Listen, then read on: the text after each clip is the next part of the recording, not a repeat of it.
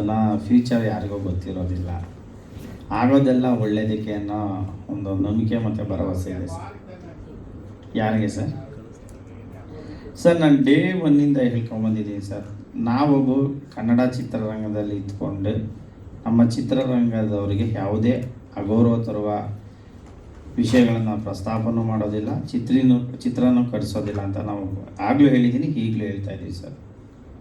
Lava sir, ನೀವು ಪ್ರಾಮಾಣಿಕವಾಗಿ ಹೇಳಿ, ಸಿನಿಮಾ ರಿಲೀಸ್ ಆಗಿ ಈಗ ಆಡಿಯನ್ಸ್ ಬಂದು ನೋಡ್ತಾರೆ, ನೋಡಾದ್ಮೇಲೂ ಈ ಒಪಿನಿಯನ್ ಎಲ್ಲ ಚೇಂಜ್ ಆಗುತ್ತಾ? ಈಗಿರೋ ಒಪಿನಿಯನ್ ಸರ್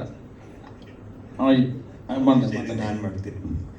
ಏನಕ್ಕೆ ಅಂದರೆ ಇವಾಗ ನೀವು ಈ ಸಿನಿಮಾ ನೋಡ್ತೀರಾ, ಇವಾಗ ಇವ್ರಿಗೆ ಸರ್ಗೆ ಟ್ರೈಲರ್ ನೋಡ್ಬಿಟ್ಟು ಬೇರೆ ಏನೋ ಅನಿಸ್ತು, ನಿಮಗೇನೋ ಬೇರೆ ಅನಿಸ್ತು, ಅವ್ರಿಗೇನೋ ಬೇರೆ ಅನಿಸ್ತು.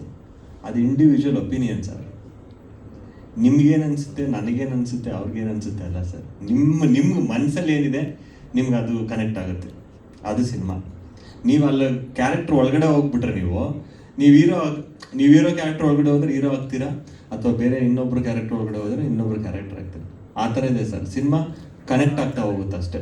ನೀವು ಏನು ಕನೆಕ್ಟ್ ಮಾಡ್ಕೋತೀರೋ ಅದು ಕನೆಕ್ಟ್ ಆಗುತ್ತೆ.